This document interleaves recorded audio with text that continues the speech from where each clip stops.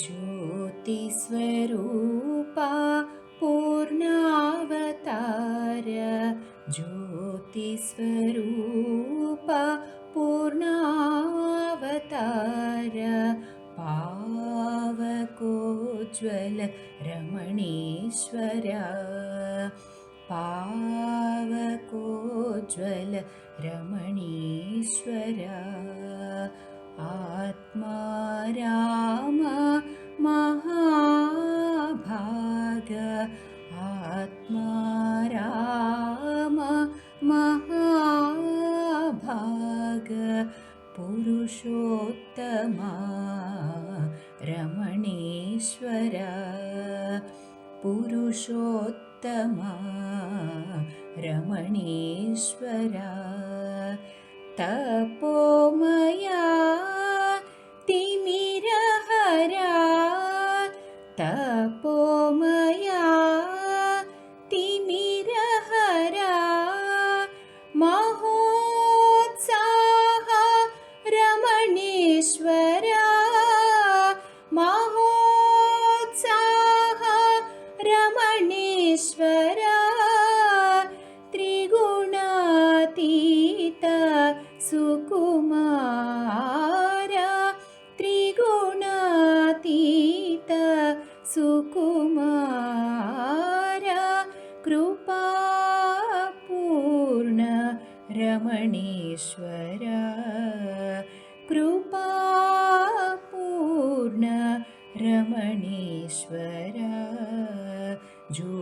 ज्योतिस्वरूपा पूर्णावतार पावकोज्ज्वल रमणीश्वर आत्मा राम महाभाग पुरुषोत्तमा रमणीश्वर तपोमया तिमिरहरा महोत्साह रमणीश्वर त्रिगुणातीत सुकुमार कृपापूर्ण रमणीश्वर ज्योतिस्वरूपा पूर्णावतार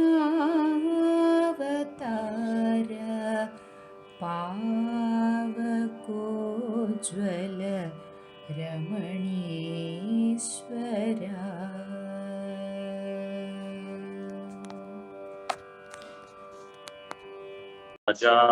आचार्यपर्यन्ता वन्दे गुरुपरम्परा हरि ओम् श्रीगुरुभ्यो नमः हरि ओम् ॐ निर्भयानन्दाय विद्महे अचलपरिपूर्णाय धीमहि तन्नो परात्परः प्रचोदयात् ॐ साईश्वराय विद्महे सत्यदेवाय धीमहि तन्नः सर्वः प्रचोदयात् ॐ तत्पुरुषाय विद्महे महादेवाय धीमहि तन्नो रुद्रः प्रचोदयात् ॐ सत्पुरुषाय विद्महे ज्ञानप्रदाय धीमहि तन्नो श्री विद्यासागरः प्रचोदयात् ॐ आत्मानन्दाय विद्महे अचलपरिपूर्णानन्दाय धीमहि तन्नो देशिकेन्द्रः प्रचोदयात् हरि ओम् श्रीगुरुभ्यो नमः हरि ओम् ప్రేమ దర్శనం అనడి భక్తి సూత్రాలు నారద భక్తి సూత్రాలను అధ్యయనం చేస్తున్నాం. అథాతో భక్తిం వ్యాఖ్యాస్యామః సాత్వస్మిన్ పరమ ప్రేమ రూపా అమృత స్వరూపా చ యల్లబ్ధ్వా పుమాన్ సిద్ధో భవతి అమృతో భవతి తృప్తో భవతి యత్ ప్రాప్య న కించిత్ వాంఛతి న శోచతి న ద్వేష్టి న రమతే सा हि भवति यज्ञात्वा मत्तो भवति स्तब्धो भवति आत्मा रामो भवति सा न कामयमाना निरोधरूपत्वात् निरोधस्तु प्रवेदव्यापारन्यासः तस्मिन् अनन्यता तद्विरोधिषु उदासीनता च अन्याश्रयाणां त्यागो अनन्यता लोके वेदेषु तदनुकूलाचरणं तद्विरोधिषु उदासीनता भवतु निश्चयदार्ढ्यादूर्ध्वं शास्त्ररक्षणम् अन्यथा अतिथ्याशङ्कया लोकोऽपि तावदेव किन्तु भोजनादिव्यापारस्वा शरीरधारणा अवधि तल्लक्षणानि वाच्यन्ते नानामतभेदा पूजादिष्वनुराग इति पाराशर्यः कथादिष्वति गर्गः आत्मरत्यविरोधेनेति शाण्डिल्यः नारदस्तु तदर्पिताखिलाचारता तद्विस्मरणे परमव्याकुलतेति अस्त्येवमेवं यथा व्रजगोपिकानां तत्रापि न माहात्म्यज्ञानविस्मृत्यपवादः तद्विहीनं चाराणामिव नास्त्येव तस्मिन् तत्सुखसुखित्वं सा तु कर्मज्ञानयोगेभ्यो अप्यधिकतरा फलरूपत्वात् ईश्वरस्याप्यभिमानद्वेषित्वात् दैन्यप्रियत्वाच्च तस्या ज्ञानमेव साधनमित्येके अन्योन्याश्रयत्वमित्यन्ये स्वयं फलरूपतेति ब्रह्मकुमाराः राजगृहभोजनादिषु तथैव दृष्टत्वात् न तेन राजपरितोषः वृथा शक्तिर्वा तस्मात् सैव ग्राह्या मुक्षुभिः अस्या साधनानि आयन्त्याचार्याः तत्तु विषयत्यागात् सङ्गत्यागाच्च अव्यावृतभजनात् लोके अपि भगवद्गुणश्रवणकीर्तनात् मुख्यतस्तु महत्कृपयैव भगवत्कृपालेशत्वा महत्सङ्गस्तु दुर्लभो अगम्यो अमोघश्च लभ्यते अपि तत्कृपयैव तस्मिंस्तज्जने भेदा अभावात् तदेव साध्यताम् दुस्सङ्गः सर्वथैव त्याज्य काम क्रोध मोह स्मृतिभ्रंश बुद्धिनाश सर्वनाश कारणत्वात् तरंगायिता अपि मे संगात् समुद्रायन्ति कस्तरति स्तरति माया यस्संगां त्यजति यो महानुभावं सेवते निर्ममो भवति यो विविक्तस्थानं सेवते यो लोकबन्धमन्मूलयति निस्त्रैगुण्यो भवति योगक्षेमं त्यजति यः कर्मफलं त्यजति कर्माण्यपि संन्यस्यति अतो निर्द्वन्द्वो भवति वेदानपि संन्यस्यति केवलमविच्छिन्नानुरागं लभते सतरति स लोकांस्तारयति अनिर्वचनीयं ప్రేమస్వరూపా. ఇక్కడ దాకా వచ్చామండి. ఏనండి 51కి వచ్చామా? 52, 51. ఆ, రాత్రి వేరే 51 చెప్పాను కదా, చెప్పలేదు. రాత్రి ఎక్కడ దాకా చెప్పాను.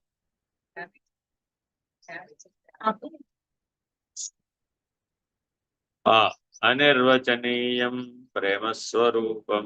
ఈ మాట మొదటి నుంచి చెప్తున్నాడండి. ప్రేమ భక్తి రెండు సమానమే, ఒకటే. దేశం అంటే ప్రేమ అంటే దేశభక్తి అని అర్థం.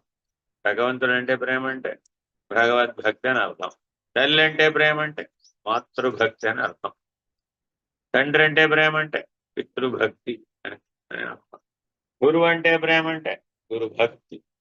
ఇలాగా ప్రేమన్నా భక్తి అన్నా త్యాగం అన్నా సమానార్థకములే. చాలా మంది ప్రేమ అంటే పొందడం నువ్వు, ప్రేమ అంటే పొందడం పొందడం పొందడం. నువ్వు నాకేమిచ్చావు అంటాడు. పుట్టిన దగ్గర పోయేదాకా ప్రతి వాడితో వీడి దాకా ఇది. అంటే ప్రపంచంలో అందరూ వాడికి ఇవ్వడానికే పుట్టారు. ఒక ఆయన అన్నాడు, మీరందరూ నాకు ఇవ్వడానికే పుట్టారు అన్నాడు. ఎవరో తెలుసా? ఓ పిల్లాడు 5 ఆడపిల్లల తర్వాత పుడతాడు, లేక లేక లేక లేక పుడతాడు. ఆ తల్లి నానా వ్రతాలు పూజలు చేసి, మీరు కావాలంటే ఇలాంటి ఎగ్జాంపుల్స్ బయట ప్రపంచంలో చాలా జరుగుతుంది. నానా కష్టాలు పడి వాడికి అంటుంది. ఈ లోపల 3 అబార్షన్లు ఇలా కూడా జరిగిపోయి అన్ని కష్టాలు పడి వాడికంటే వీడేమనుకుంటాడంటే, అందరు పెద్దవాళ్ళే కదా వాడికంటే, 5 అక్కలు రోజుకు ఒక 20 రూపాయలు నాకు ఇవ్వాలి మీరు. ఏంట్రా నేను నీకు ఇవ్వడం ఏంట్రా అంటే, మీరు అందరు నాకు రుణపడ్డారు. ప్రతిరోజు మీరు నాకు చిన్నప్పుడు 20 అంటాడు, పెద్ద అయినాక 100 అంటాడు, తర్వాత రోజుకో 1,00,000 ఇవ్వమంటాడు. సరిపోదు. ఏంట్రా అంటే, పోయిన జన్మలో మీరందరూ నాకు బాకీపడ్డారు. అది తెలివితేటలు కదా, ఆలోచించండి. అంటే మానవుడు ఎప్పుడు ఏమనుకుంటాడట, మీరందరూ నన్ను ప్రేమిస్తున్నారా లేదా, మనం అందరం ఒకే కుటుంబమేనా కాదా, కాబట్టి మీరంతా నాకు ఇవ్వాలంట. గురిని ఎంతసేపు పుచ్చుకోవడమే. మీరందరు నాకేమి ఇచ్చారని ఆలోచించేవాడు ఎవరు? అది స్వార్థం అవుతుందే గాని ప్రేమ కాదు. ప్రేమ భక్తి త్యాగం సమానార్థకములు. ఒక్క లక్షణానికే 3 పేర్లు, గుర్తుపెట్టుకోండి. తనను తాను త్యాగం చేసుకోవడమే ప్రేమ.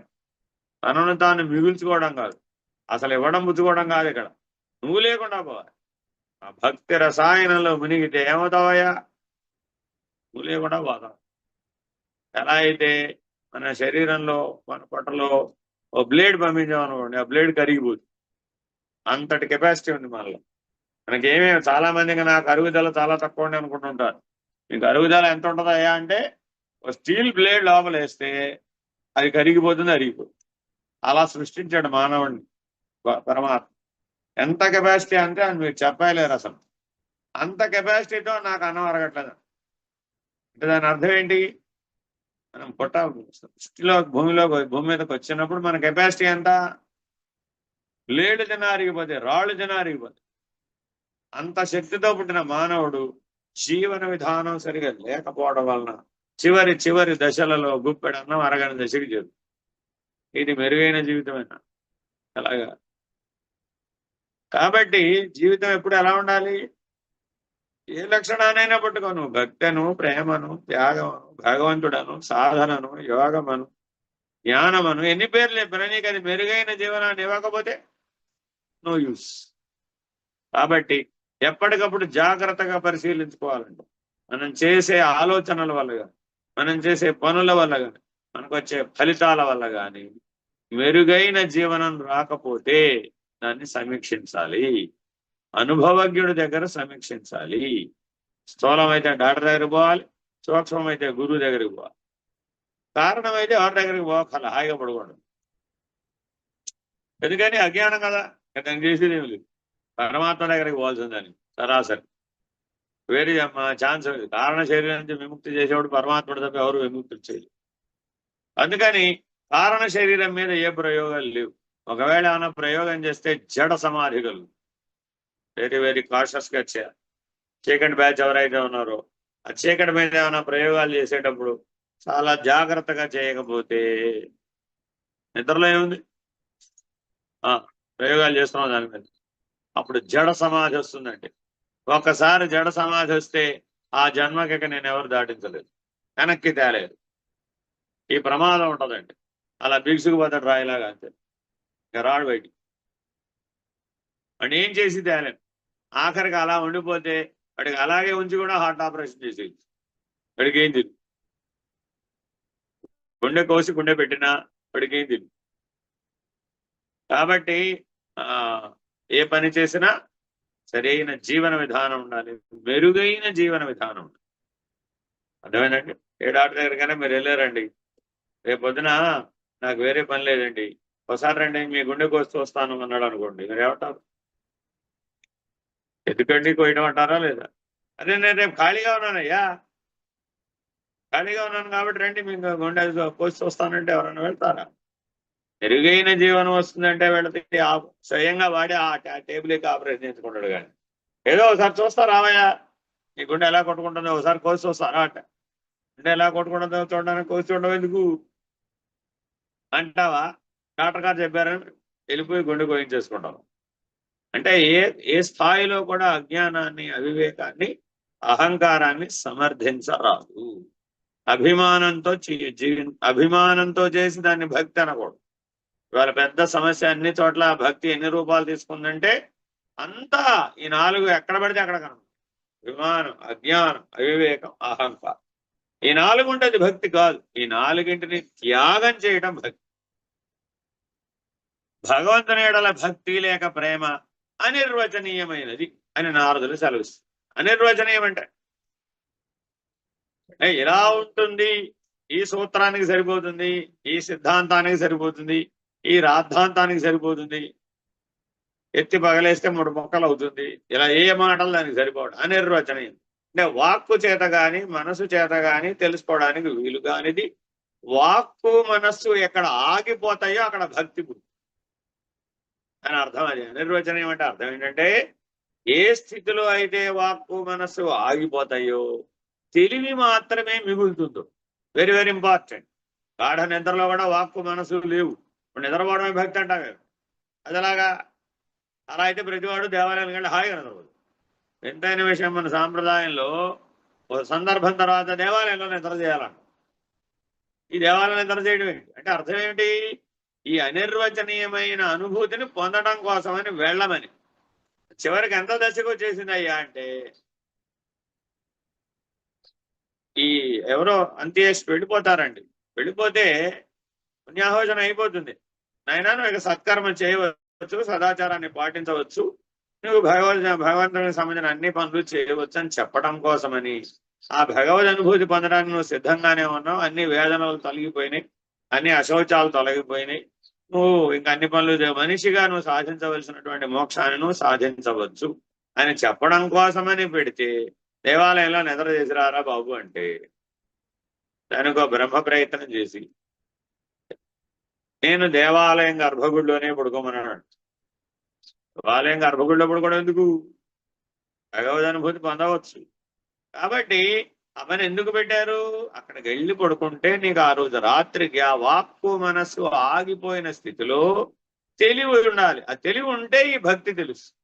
వాక్కు మనస్సు ఆగిపోయిన స్థితిలో తెలివి ఎవడికైతే వచ్చిందో అంటే ప్రజ్ఞాస్థితిలో మేల్కొన్నాడో వాడికి భక్తి కలుగు. అసలు ప్రజ్ఞాస్థితే తెలియని దశలో నాకు భక్తి భక్తి భక్తి అంటే మూఢమైన భక్తి లేదా అండి అంటారు అనుకోండి. ఆ మూఢమైన భక్తి జడమైనటువంటి స్థితిని కలిగిస్తుంది.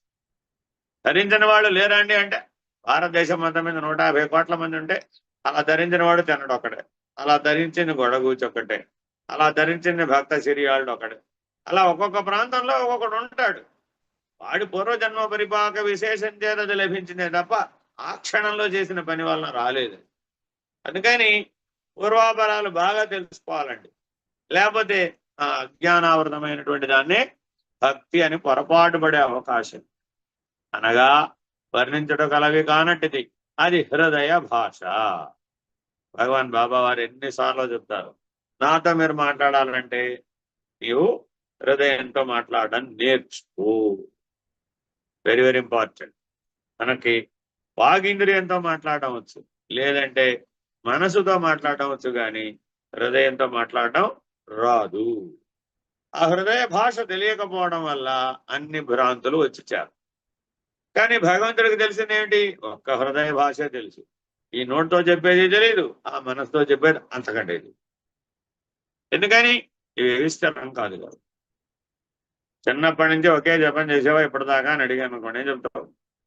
గురువు మారినప్పుడల్లా ఉపదేశం మారిపోయిందండి, ఉపదేశం మారినప్పుడల్లా మంత్రం మారి. ఎన్ని మంత్రాలు జపం చేయాలి ఇప్పుడు? సప్తకోటి మహామంత్రస్య చిత్త విభ్రమ. మార్చినప్పుడల్లా చిత్త విభ్రమ కలుగు, ఆ వృత్తులు మారిపోతూ ఉంటాయి. మరి అప్పుడు హృదయ భాష ఎలా తెలుస్తుంది? తెలియదు. హృదయ భాష తెలియకపోతే భగవంతుడిని ఎలా కనుక్కుంటాం? కాబట్టి భగవంతుడితో మనం సంబంధ బాంధవ్యాలను కలిగి ఉండాలి అంటే హృదయ భాష తెలిసిన వాడవై ఉండాలి. భక్తి చేత హృదయ భాష తెలుస్తుంది. భక్తి లేని వాడికి హృదయ భాష తెలియదు. వాడు పెద్ద మానవ సంబంధాలలో వచ్చిన పెద్ద అగాధం ఇది. ఈ అగాధాన్ని పొడ్చలేకపోతుంది. ఎవరికి అర్థం కాదు. మోస్ట్ అబ్స్ట్రాక్ట్ ఫెలోస్ కలిసి ఒకే గూడు కింద ఒకే ఆశ్రయంలో 30-40 ఏళ్ళు ఉంటారు. వీడు నాకు అర్థం కాలేదండి, వీడు నాకు అర్థం కాలేదు, ఏమిటో తెలియదు. ఏమంత అర్థం కాలంత అబ్స్ట్రాక్ట్ థింగ్ ఏముంది అక్కడ? పరమాత్మను అర్థం చేసుకోవడం సులువుగా ఉంది, కానీ మనిషిని అర్థం చేసుకోవడం చాలా కష్టం. ఎందుకనిడా ఏ క్షణంలో ఎలా ఉంటాడు దీన్ని. మరి హృదయంలో ఉంటే అలా ఎందుకు ఉంటాడు? హృదయంలో ఉంటే వాడు స్థిరంగా ఉంటాడు, ఒకే రకంగా ఉంటాడు, ఒకే విధానంతో ఉంటాడు, ఒకే లక్ష్యంతో ఉంటాడు, ఒకే సిద్ధాంతాన్ని ఆశ్రయిస్తాడు, ఒకే పద్ధతిలో జీవిస్తాడు, ఒకే గురువు. గురువు అనేవాడు ఒక్కడే. అసలు ఎంతమంది ఎక్కడ ఉన్నారు? ఎన్ని సిద్ధాంతాలు ఎక్కడ ఉన్నాయి? లేనే లేవు. ఎవరికి వాళ్ళు వాళ్ళ స్కూల్ వాళ్ళు పెట్టేసుకునే మాధవ సిద్ధాంతం, మాధవ సిలబస్.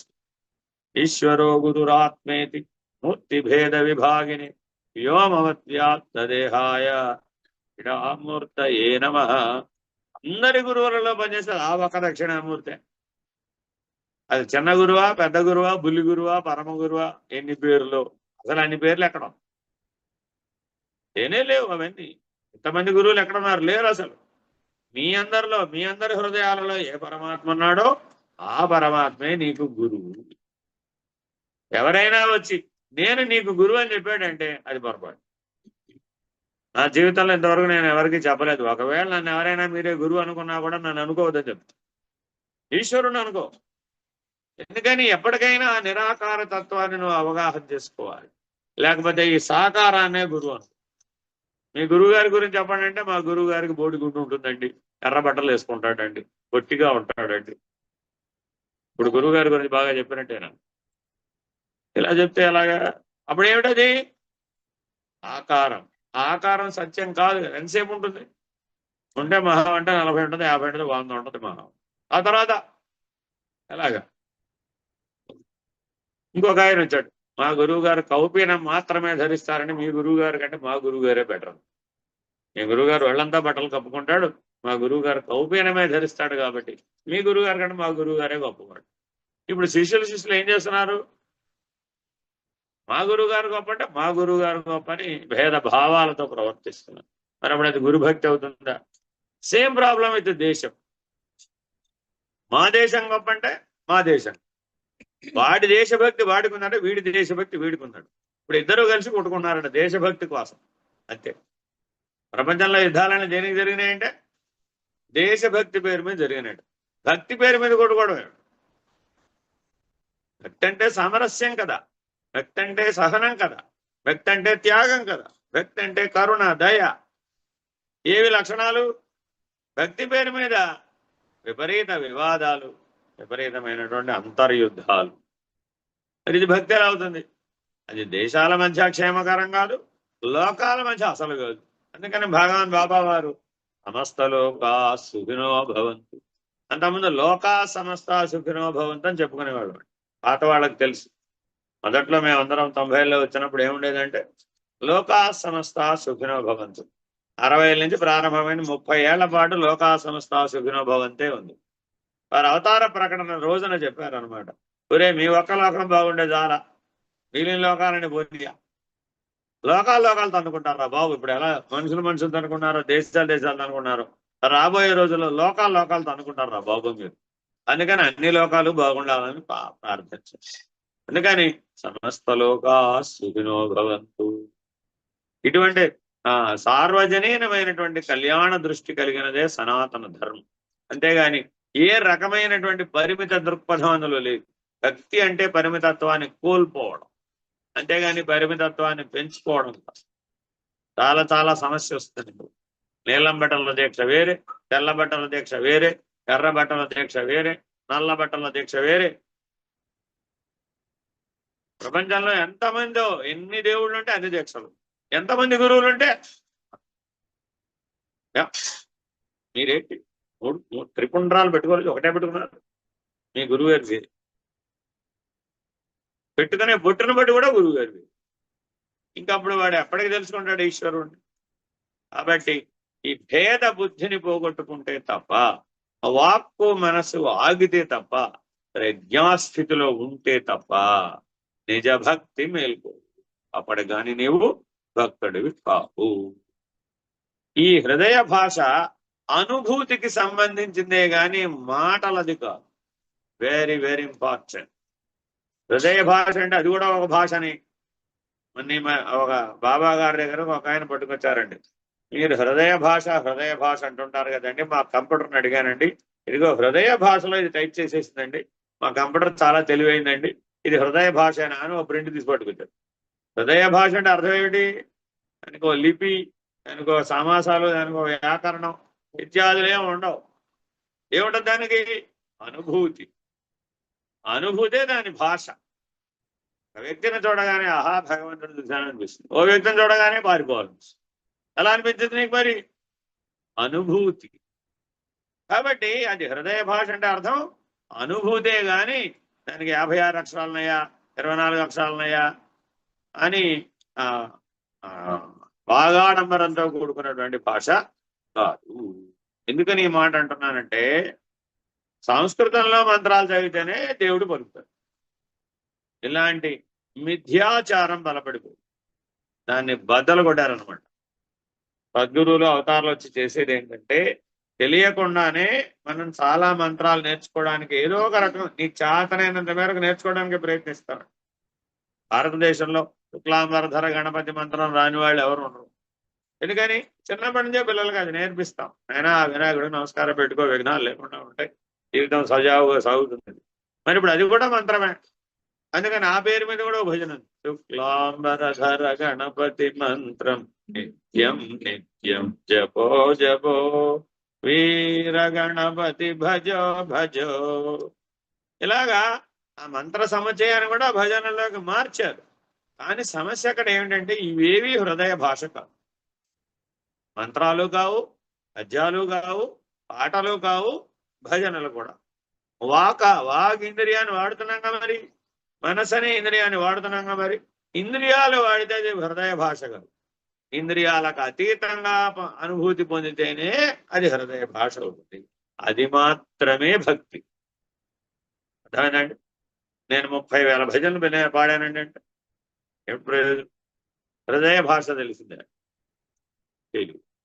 అందుకని భగవాన్ బాబా వారు ఏమంటారంటే, నేను మీ మధ్యలో దర్శనానికి వచ్చినప్పుడు మీరు ఆ దివ్యానుభూతిని పొందుతారు. ఆ దివ్య చైతన్యం మీలో ప్రవేశిస్తుంది. ఆ దివ్యానుభూతి భక్తి.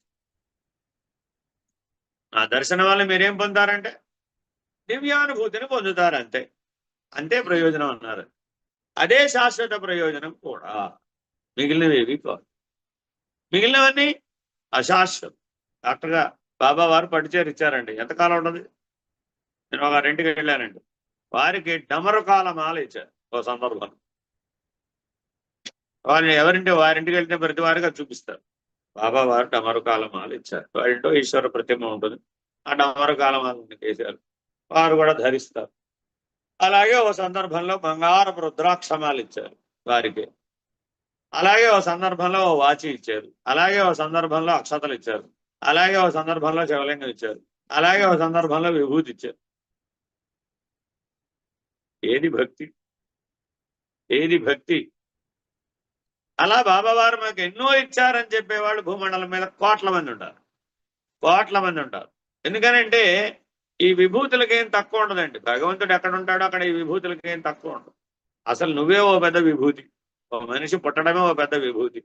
భగవదాశ్రయం లేకుండా, ఈశ్వరానుగ్రహం లేకుండా మానవోపాధి లభించదు. అదే పెద్ద మహిమ. మరి చిన్న చిన్నవన్నిటినీ దృష్టిలో పెట్టుకుంటున్నావే కానీ నిజభక్తి ఏమైపోయింది? మీరేం మారారు స్వామి? ఇదంతా విన్న తర్వాత నేను అడిగి ఎక్కడ కూడా ఉన్నారండి, చాలా మంది దగ్గరికి వెళ్ళా. మీరు నిలయంలోకి వెళితే అసలు ఇట్లాంటివి చెప్పేవాళ్ళు కోకలలు ఉంటారు. మీకు ఒక రెండో అయితే 1116 శివలింగాలు ఉన్నాయి.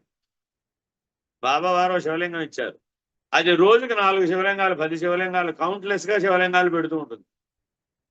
ఎవరో నమ్ముతారా? ఒక శివలింగాలు రోజు పెడుతూ ఉంటుంది, రోజు పుడతా ఉంటాయి దాంట్లో శివలింగాలు. ఏదో బాబా వారి ఇచ్చిన శివలింగం అలాగే ఉంటుంది. రోజు అలా శివలింగాలు పుట్టి పుట్టి పుట్టి పుట్టి 1116 శివలింగాలు అయిపోయాయి. అందరికీ తెలుసు, ఈ చుట్టుపక్కల ఉన్న వాళ్ళందరికీ. ఆవిడ వాళ్ళ ఇంటికి తండోపతండాలుగా వెళ్ళి చూడటం మొదలుపెట్టారు. ఈ గోల తట్టుకోలేకపోయింది. తలుపులు వేసేసి ఎవరు తీది, ఎవరన్నా వచ్చి బెల్లు కొడితే ఏం లేదు వెళ్ళిపోండి. తట్టుకోలేక బాధ పెరిగిందా తగ్గింది? మెరుగైన జీవనం వచ్చిందా తరుగైన జీవనం వచ్చిందా?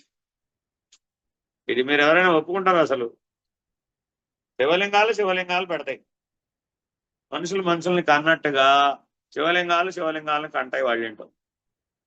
ఇలాంటివి ఎన్నో ఈ సృష్టిలో భగవంతుడు తలుచుకుంటే ఉందండి. అందుకని అవేవి ప్రదర్శనలు కావు, భగవంతుడు ఉన్నాడనే నిదర్శనం. కానీ ఎందుకు చేస్తారని అడిగారు. ఇంద్రజాలికుడు చేస్తే అది ప్రదర్శన, భగవంతుడే చేస్తే అది నిదర్శనం. భగవంతుడు ఉన్నాడని నీకు ఎలా చెప్పాలి. యథవత మా గోలంతా ఏమిటి? ఒరే భగవంతుడు ఉన్నాడు రా బాబు, నిరంతరాయంగా ఉన్నాడు రా బాబు, శాశ్వతుడుగా ఉన్నాడు రా బాబు. జాగ్రత్తగా భక్తిని పొందినైనా, జ్ఞానాన్ని పొందినైనా, వైరాగ్యాన్ని పొందినైనా నిత్య జీవితంలో బంధం లేకుండా జీవించు, దుఃఖం లేకుండా జీవించు. మానవుడు పుడుతూనే 2 సమస్యలు తెచ్చుకున్నాడు, ఒకటి దుఃఖం, 2 బంధం. ఈ 2 ఈ ఉపాధితోనే పోగొట్టుకోవచ్చు, వేరే ఉపాధితో పోగొట్టుకోవడం కుదరదు. అది హృదయ భాషతోనే వీలవుతుంది, అనుభూతితోనే వీలవుతుంది. బంధం అనేది అనుభూతి. ఏ భాషలో చెప్తారు? చైనా భాషలో చెప్తారా, రష్యా భాషలో చెప్తారా? బంధం అనగా ఏమంటే అనుభూతి. ముక్తి అనేది కూడా అనుభూతే. ముక్తిని వర్ణించండి అంటే ఎలా వర్ణిస్తారు? అది వర్ణించడానికి వీలు. శంకర్ల దగ్గరికి వెళ్ళి అడిగారు, ముక్తి అనగా ఏమి అని. ముక్తి అనగా ఏమి కాదు, బంధం అనగా ఏమి నేను అడుగుతున్నా చెప్పాను. నువ్వు ముందు బంధం అంటే ఏమిటో చెప్పు. ముందు ఓ పిల్లవాడికి తల్లి కనపడకపోవడం బంధం, అంతేనా కదా? వాడు ఏడవడానికి ఏం కారణం కావాలంటే వాళ్ళ అమ్మ కనపడదు, ఏడుస్తుంది. అట్లా అయితే 50 ఏళ్ళ వాడిని ఏడవమని. అప్పుడు కూడా వాళ్ళ అమ్మ వెళ్ళిపోయిందండి. ఎందుకు ఏడుస్తున్నాడు? తల్లి వెళ్ళిపోతే ఏడుస్తాడండి ప్రతివాడు. ఎందుకు ఏడుస్తున్నాడు?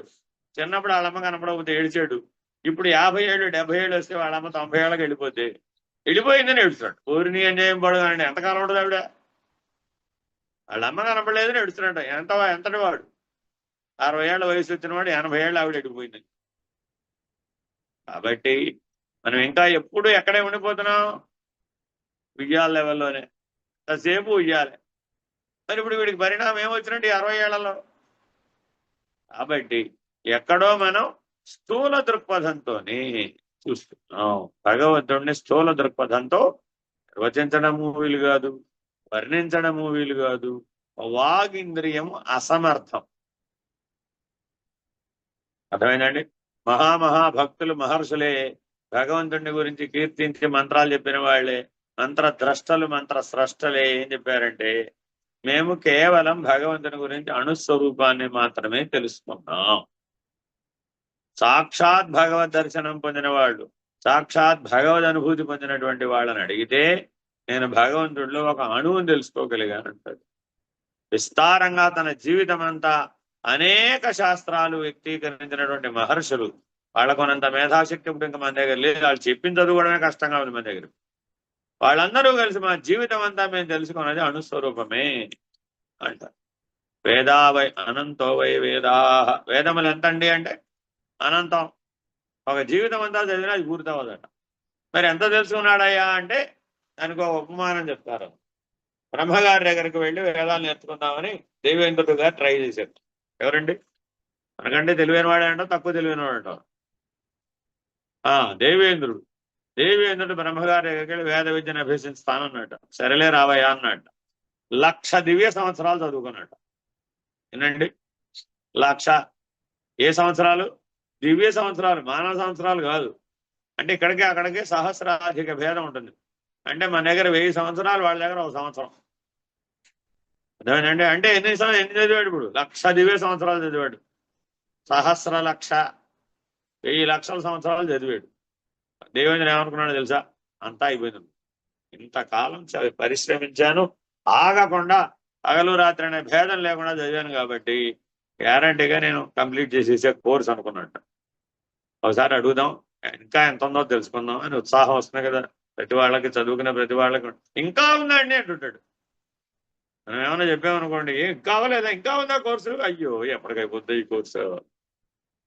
అప్పుడు అది బాంధవై తోచలా మరి. అలాగే ఆయన బ్రహ్మగారిని అడిగారట, ఏమంటే ఇంకెంత ఉందండి, ఈ కొండ ఎంత ఉందని అడిగారట. కొండ కనబడుతుందా? ఆ బండ కనబడుతుందా? చిన్న రాయి, చిన్న రాయి ఎంత చదివా ఇంకా కొండ అంత ఉందన్నాడు. ఎప్పటికి పూర్తవుతానట. ఎప్పటికీ పూర్తవుతుంది. ఎందుకని?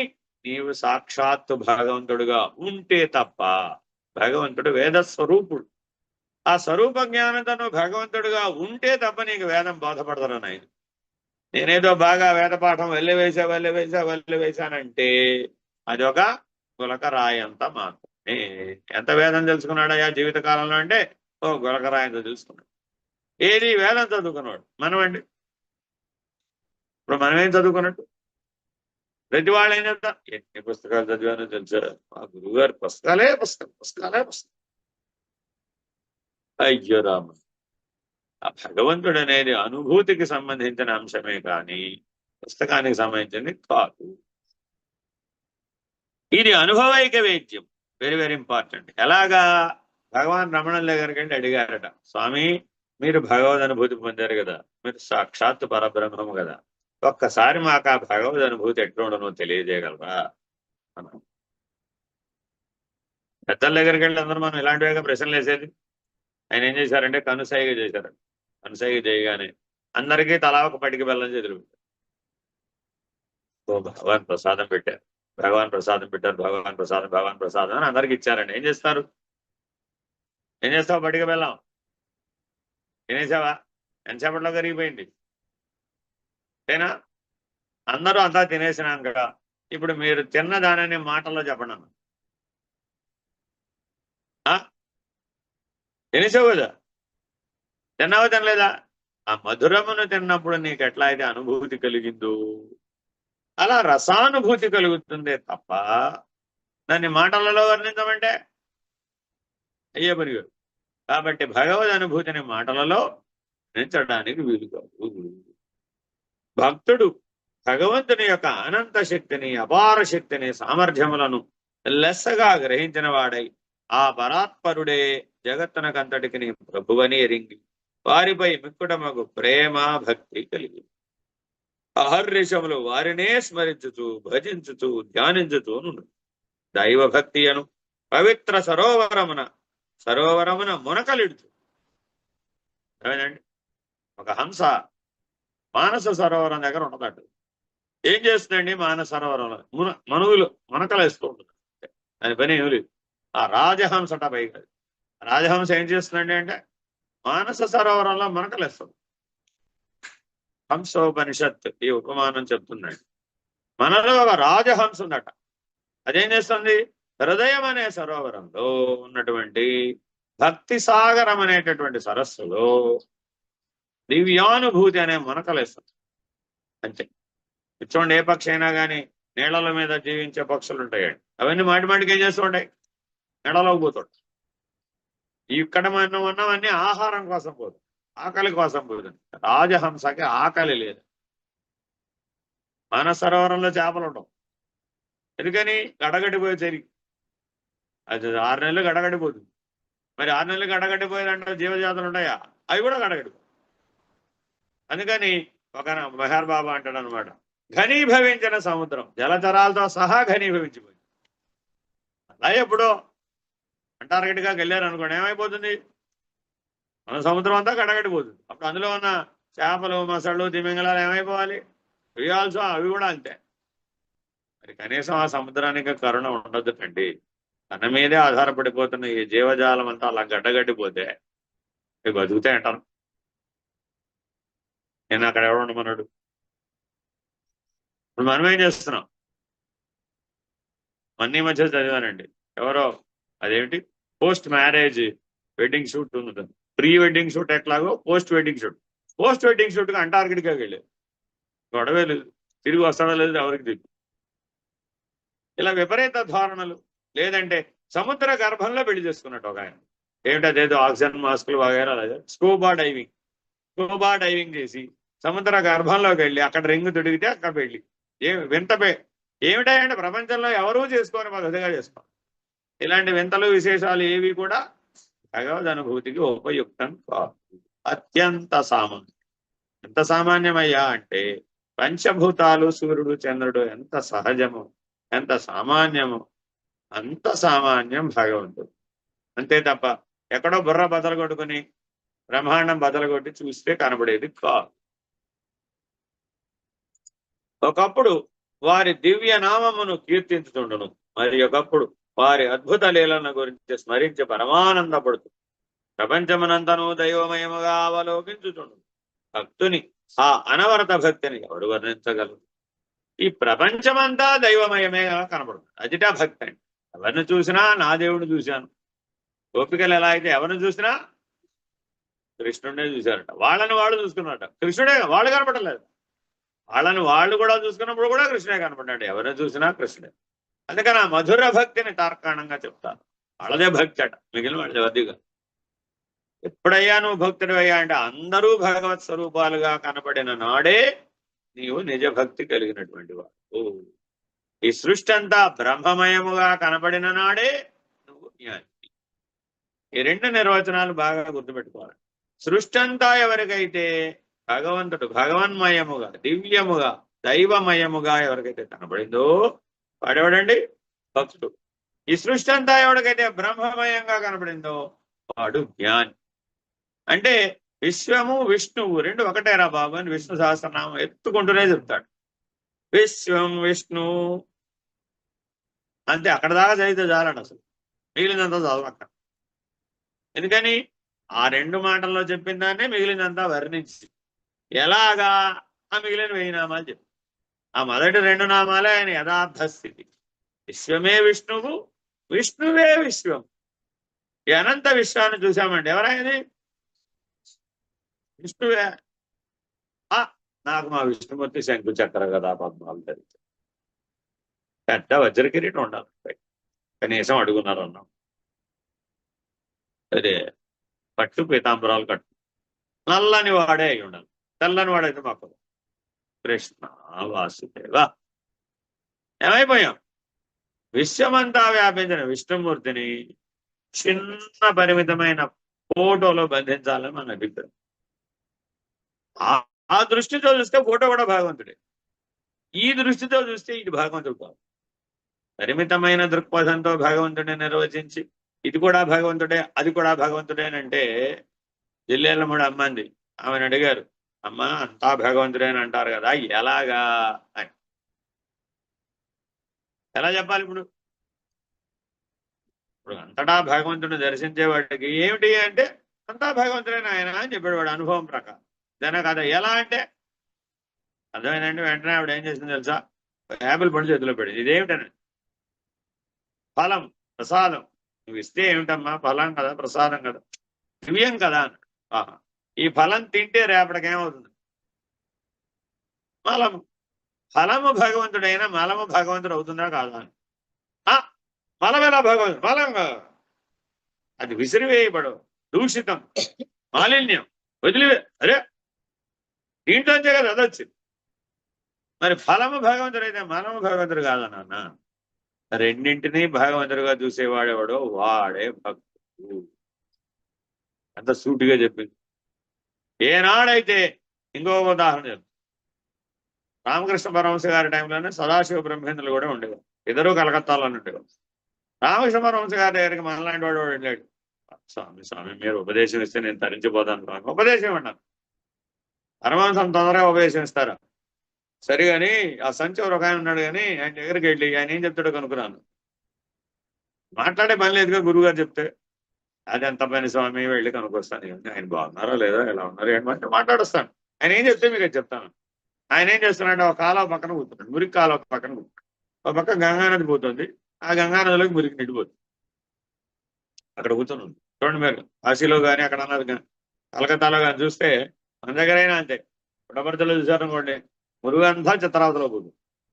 ఇట్లాగా ఎందుకంటే నీరు పల్ల మెరుగు నిజము దేవుడు ఎరుగు, దాన్ని మార్చలేము. అర్థమేనండి? ఎందుకని నదులన్నీ పల్లంలో వెళుతూ ఉంటాయి.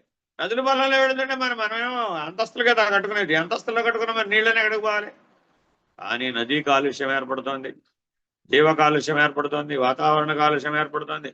మానవుడే ఆ కాలుష్యానికి అంత కారణం, అవునా కాదా? సరే, ఇంతకీ ఆ చివర కూర్చున్న ఆయన ఎవరబ్బా అని వెతుక్కుంటూ వెళితే ఆయన దిగంబరుడు, మన స్పృహలో లేదు. ఆయన ఎప్పుడూ బ్రహ్మలీన స్థితిలోనే ఉంటాడు. ఆ సదాశివ బ్రహ్మేంద్ర వాళ్ళంతా ధూళి ధూసరితంగా ఉందంట. స్నానం లేదు, సంస్కారం లేదు, ఏమీ. జుట్టు పెరిగిపోయింది, గడ్డం పెరిగిపోయింది, స్నానం లేదు, పానం లేదు, భోజనం లేదు, విసర్జన లేదు. ఎవరో ఆ చుట్టుపక్కల మురికి కాలువ కదా, ఆ చుట్టుపక్కల ఎవరో విసర్జించారట. ఆయనగా తేడా పోవడం ఏమి కాదు, ఆ మధ్యలోనే అలా కూర్చొని ఉన్నాడు. అవి వెళ్ళి చూస్తే ఆ వాతావరణంలో ఉన్న ఆయన గురువు అనుకోమని అనుకుంటారట. గురువు గారంటే ఎలా ఉండాలి? ఓ హంసతులిక తల్పం ఉండాలి, ఎంత ఏర్పాటు ఉండాలి, ఓ ఆర్భాటం ఉండాలి, ఓ అలంకారం ఉండాలి, పెద్ద పెద్ద పొట్లు ఉండాలి, వ్యవహారం ఉండాలి, వీళ్ళు మాలలు ఉండాలి. ఇదంతా ఉంటే గాని వాళ్ళ గురువు అని నమ్మని దశకు వచ్చేది. మరి ఎందుకని అంటే ఆడంబరం లేకపోతే గురువు గారు కాదు. మేం చెప్పినట్టు గురువు గారు పెద్ద సమస్య. ఈ ఎద్గమా అవన్నీ ఉండాల్సింది. ఊరే గురువు గారు చెప్పినట్టు నువ్వు ఉండాలా, నువ్వు చెప్పినట్టు గురువు గారు ఉండాలా? ఆహా, మేం చెప్పినట్టే మీరు. ఇంకేం చెప్తాం? ఇంకా వాడిని ఎట్లా మారుస్తాం? మార్చగలుగుతాం. కాబట్టి అక్కడికి వెళ్ళేటప్పటికి వాతావరణ పరిస్థితులు ఇవి. ఈ వెళ్ళిన వాడు ఏం చేశాడు? ముందు ముక్కు మూసుకోవాలా, ఇంట్లో మాట్లాడాలి. ఎందుకని అక్కడ ఉన్న వాతావరణంలో దుర్గంధ వాతావరణంగా ఉంది. అట్టి దుర్గంధ వాతావరణంలో తైల సంస్కారం లేకుండా, స్నానం లేకుండా, ధూళి ధూసరిత దేహంతో దైవీ ఉన్మత్త స్థితిలో, బ్రహ్మలీన స్థితిలో కూర్చొని ఉన్నాడు సదాశివ బ్రహ్మేంద్రుడు. ఆయనకి గంగా తెలియదు, మురికి నీళ్లు తెలియదు. వెళ్ళి సరే ఆయన పరమహంస చెప్పారు కదా, వినమన్నారు కదా, మరి ఆయన అనుగ్రహం కావాలంటే అలా వల్ల ఎంతో మాట్లాడాలి. సరే వెళ్ళి నానా కష్టాలు పడి ఆయన ఏమండి పిలిచి, అది పేరు తెలియదు కదా, మరి ఇట్లాంటి పరిస్థితుల్లో ఉన్నవాడిని ఏమని పిలవాలి? గురువు గారు అని అనాలంటే అంటాడంట, ఏయ్ ఓయ్ అని పిలిచాడు. పిచ్చివాడిని పిలిచినాడు. అడిదిరిగిడిదు ఏమిటనంటే తలకాయతో, మా గురువు గారు పంపించారు, రామకృష్ణ పరమహంస గారు మహానుభావుడు, ఎంత పెద్దవాడో తెలుసా, అంతటి వాడిని ఉపదేశం ఇమ్మని అడిగితే, ఇదిగో నీ దగ్గరకు పంపించాడు, ఏదో తెలుసుకోరమ్మన్నారు, నువ్వు చేయించి చెప్తే అది తీసుకెళ్ళి ఆయనకు చెప్పమా. ఉపదేశం కావాలి. ఇదంతా ఆయనకు అర్థం కాల. ఉపదేశం అన్నమాట ఒకటి అర్థమైంది అంతే. ఎందుకంటే ఆయన సంస్కృతం ఒకటే వచ్చు, బెంగాలీ ఇతరతర భాషలు రావు. కానీ భగవంతుడికి భాషతో పని ఉంది. ఉపదేశమా సరే చెప్తారా అన్నాడు. నీ దగ్గర కాదు అంటాడు వీడు. కూర్చో కసిరేడు. కసిరితే ఏమైంది? ఏం చేస్తాడు మరి? అదేమిటి అన్నాడు. గంగానది. ఇదేమిటి? మురికాలం. ఈ రెండు సమమని తోచన్నాడు. రభో అన్నాడు. ఇడి తిరిగి కూర్చోడు. ఇప్పుడు చెప్పినట్టా చెప్పనట? అయిపోయింది ఉపదేశం. అంటే మహామహులు, అనుభవం కలిగినటువంటి వాళ్ళు ఉపదేశం అంటే వాళ్ళు ఏ మాట చెప్పినా అంతేగాని ఆర్భాటం ఏర్పాటు చేసి, ఓ వేదిక ఏర్పాటు చేసి, గురు పూజ చేసి, పైన పేద పట్టుశాలువా కప్పి, చెవిలో మంత్రం వాడికి మాత్రమే వినపడేట్టు చెప్పి, మెళ్ళో ఒక మాల వేసి, పెద్ద బొట్టు పెట్టి వాడిని తీర్చిదిద్ది, ఇంకెప్పుడు నువ్వు ఇలాగే నాలాగానే వస్త్రధారణ ఉండాలి, నాలాగానే బొట్టెట్టు,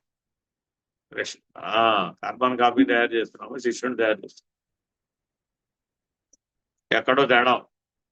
కాబట్టి మహామహులు ఇలా లేరు. అదేనండి, వాళ్ళ తీరున వాళ్ళు ఉన్నారు. ఇలాగే ఎందుకున్నారని అనకూడదండి. వాడికి తెలుసు, పరమాత్ముడికి తెలుసు, నీకు ఇందుకు మధ్యలో నువ్వు ఎలా ఉండాలో అలా ఉండాలి, కాపీ పేస్ట్గా ఉండదు. కాబట్టి ఇదే విషయం పరమహంస దగ్గరికి చెప్పాడు. మళ్ళీ నా దగ్గర ఎందుకు వచ్చావు? ఆయన ఆల్రెడీ ఉపదేశం ఇచ్చాడు కదా. ఆయన గురువు గారు ఏంటంటే, మీరు కదా గురువు గారు, నాకంటే పెద్ద గురువు గారు ఆయన, నేనే ఆయన దగ్గర నేర్చుకున్నాను. మా గురువు గారి దగ్గరికి వెళ్ళి మా గురువు గారిని నిందిస్తావా నువ్వు? వేస్ట్ వాళ్ళు, గెటౌట్ అన్నట్టు చూశాడు. ఎందుకని? గురు నింద ఈశ్వర నింద చేసేవాడు పనికిరానే పనికిరాడు. అసలు ఆత్మజ్ఞానం బ్రహ్మజ్ఞానానికి వచ్చి గురు నింద ఈశ్వర నింద శాస్త్ర నింద చేస్తే మనిషిగానే పనికిరావు. భగవంతుడు ఎలా పనికి వస్తాం? అందుకని మాట్లాడేటప్పుడు చాలా చాలా జాగ్రత్తగా ఉంటాం. ఇంద్రియాలను వాడేటప్పుడు చాలా చాలా జాగ్రత్త. ఒకప్పుడు వారి దివ్య నామమును కీర్తించుచుండును, మరి ఒకప్పుడు వారి అద్భుత లీలను గురించి స్మరించి పరమానందపడుచుండును, ప్రపంచమునంతను దైవమయముగా అవలోకించుచుండును. భక్తుని ఆ అనవరత భక్తిని ఎవరు వర్ణించగలరు? అలాంటి అనుభవ స్థితిని పొందినటువంటి వాడి భక్తిని ఎవరైనా వర్ణించగలరా? అనుభూతి చెందవలసిందే. అది వర్ణనకు అతీతం, అది అనుభూతికి సంబంధించిన. అనుభవించు వారికే దాని మహిమ, దాని మాధుర్యము వెల్లడి అవును. ఒక చిన్న ఉదాహరణ చెప్తే మీకు అర్థమైంది. తల్లి పిల్లవాడిని ఎత్తుకుంటుంది. తల్లి ఎత్తుకోవడానికి, తండ్రి ఎత్తుకోవడానికి అదే వాళ్ళ అమ్మమ్మో నాయనమ్మో తాతయ్యో ఇలా అందరూ ఎత్తుకుంటారు వాడిని చిన్నప్పుడు. వాడు వెంటనే ఎలా గుర్తుపడతాడు? వాడికి తెలిసిన స్పర్శ ఒకటే, ఇంకా మిగిలిన ఇంద్రియ జ్ఞానాలు ఏం తెలియదు. మిగిలిన వాళ్ళందరూ ఎత్తుకున్నది గుర్తుపడతాడు, వాళ్ళ అమ్మ ఎత్తుకున్నది గుర్తుపడతాడు. ఆ ఆనందానుభూతి కలిగింది వాడు, ఆ హృదయానుభూతి కలిగింది. కాబట్టి భగవంతుడు తల్లికి బిడ్డకి ఏ సంబంధం ఏర్పరిచాడు? హృదయ సంబంధం. ఆ హృదయ సంబంధం చేత మీ అమ్మను నువ్వు ఎప్పుడు చూసినా, మీ అమ్మను నువ్వు ఎప్పుడు స్పర్శించినా, మీ అమ్మతో నువ్వు ఎప్పుడు మాట్లాడినా దాన్నే పొందేవాడు. దురదృష్టవంతుడు ఎవడయ్యా అంటే ఎవరైతే తల్లితో వైరుధ్యాన్ని పొందాడు, శత్రుత్వాన్ని పొందాడు. అలాంటి వాళ్ళు కూడా ఉన్నారు భారతదేశంలోనూ ప్రపంచంలో. ఎందుకని? దురదృష్టవంతుడు. ఏం చేస్తాం మరి? అమాతృభక్తి కలిగే అవకాశం లేకుండా పోయి, ఈవిడ మా అమ్మ ఏంటండి, నేను ఎంతటి వాడిని, నాకు ఆవిడ అమ్మ ఏంటి? అందుకని భగవాన్ బాబా వారు అంటారు, అతిలోక సౌందర్యవతి మాత్రమే అని మా అమ్మ అని చెప్తారు. నీకు సౌందర్యం మీద ఆకర్షణ ఎంతైనా ఉండవచ్చండి.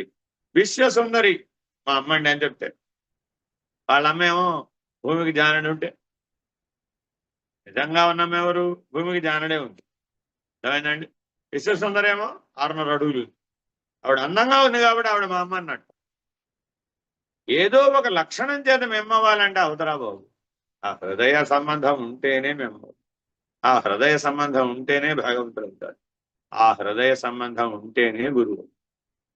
కాబట్టి తల్లి తండ్రి గురువు దైవం అనేది హృదయ సంబంధం చేత నిరూపితం అవుతుందే గాని బాహ్యమైన ఆడంబరముల చేత గాని, అలంకారముల చేత గాని, వేష భాషల చేత గాని, భూషణాదుల చేత గాని నిర్ణయింపబడదు, వ్యవహారము చేత నిర్ణయింపబడదు. అర్థమైందండి? హరి ఓ శ్రీ గురుభ్యో హరి ఓ. పూర్ణమద పూర్ణమిదం పూర్ణాత్ ముచ్యతే పూర్ణస్య పూర్ణమాదాయ పూర్ణమేవావశిష్యతే. ఓం తత్సత్. ఓం శాంతి శాంతి శాంతి. హరి ఓం. శ్రీ గురుభ్యో నమః. హరి ఓం. आत्मज्योति नमो परमात्मज्योति नमो आत्मज्योति नमो परमात्मज्योति नमो अखंड ज्योति नमो मम जीवन ज्योति नमो अखंड ज्योति नमो मम जीवन ज्योति नमो अंतर्यामि नमो श्री सद्गुरु साई नमो अंतर्यामि नमो श्री सद्गुरु साई नमो आत्मज्योति नमो परमात्मज्योति नमो आत्मज्योति नमो परमात्मज्योति नमो अखंड ज्योति नमो मम जीवन ज्योति नमो अखंड ज्योति नमो मम जीवन ज्योति नमो अंतर्यामि नमो श्री सद्गुरु साई नमो अंतर्यामि नमो श्री सद्गुरु साई नमो आत्मज्योति नमो परमात्मज्योति नमो आत्मज्योति नमो परमात्मज्योति नमो।